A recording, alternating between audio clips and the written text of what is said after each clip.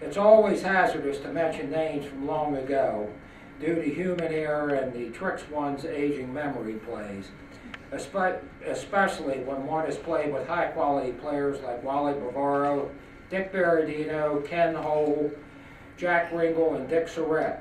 Notwithstanding, I wish to remember and honor the following 4 distinguished and now deceased teammates, 3 from the class of 1959 and 1 from the class of 1960. Jim Healy was a graduate of St. John's High School in Washington, D.C., also, coincidentally, the alma mater of my father.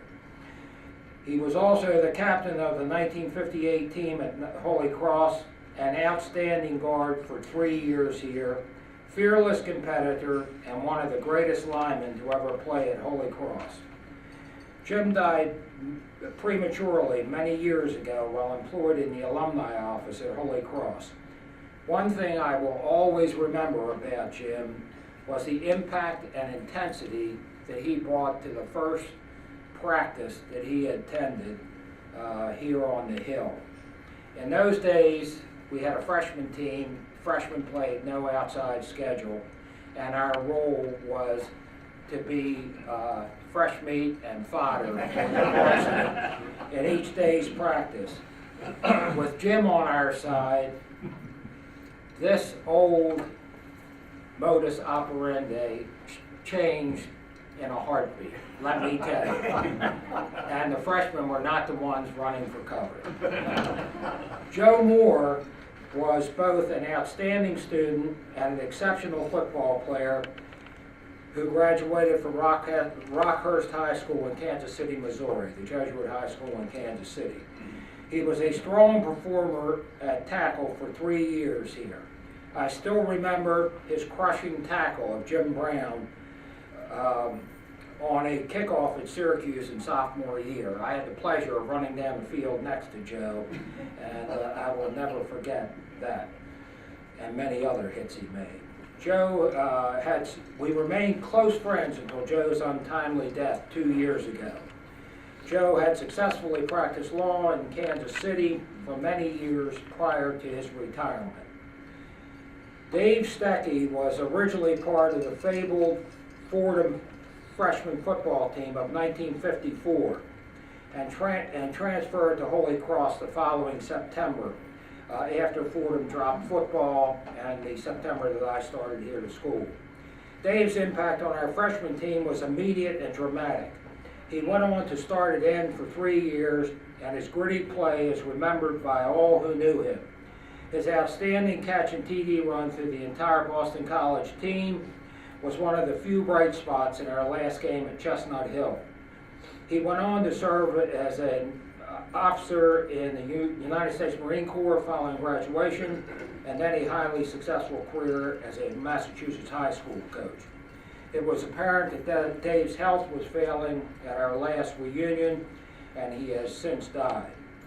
Charlie Pacunas, captain of the 1959 Holy Cross football team, and also my former teammate at Loyola Blakefield in Baltimore, was a phenomenal pass receiver who made many outstanding pass receptions while he was playing for Holy Cross. One memorable one was a long touchdown reception and run at Fitton Field on the first play from scrimmage in the second half of the '57 Penn State game here. Charlie was in the prime of his life when he was killed in an automobile accident in Colorado several years back. He had just happily remarried and was living in Nashville, Tennessee. I would give anything to have these 4 men with us here today. I will never forget what outstanding competitors they were. With men like these as teammates, anything was possible. No barrier was insurmountable. No opponent was feared. 3 of the 4 are already members of the Holy Cross Hall of Fame.